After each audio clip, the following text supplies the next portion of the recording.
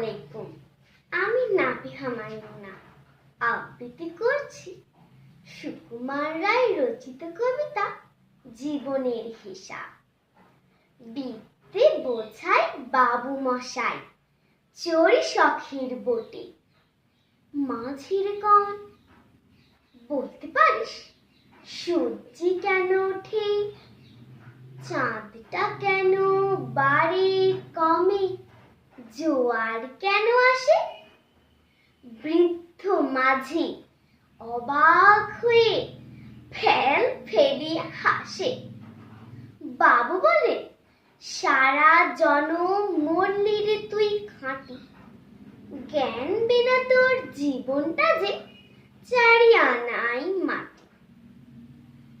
খানিক বাদে কহে বাবু, বল তো দেখি ভেবে, নদীর ধারা কেমনে আসে পাহাড় হতে নেবে?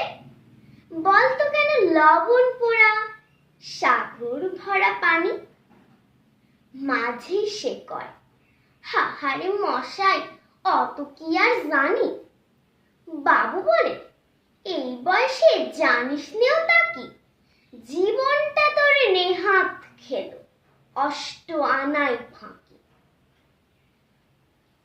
আবার ভেবে কহেন বাবু, বল তোরে বুড়ো, কেন এমন নীল দেখা যায় আকাশের ওই চূড়ো?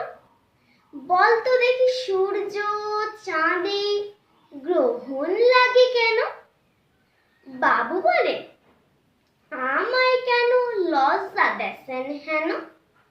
বাবু বলে, বলবো কি আর, বলবো তোরে কিতা, দেখছি এখন জীবনটা তোর 12 আনাই বৃথা।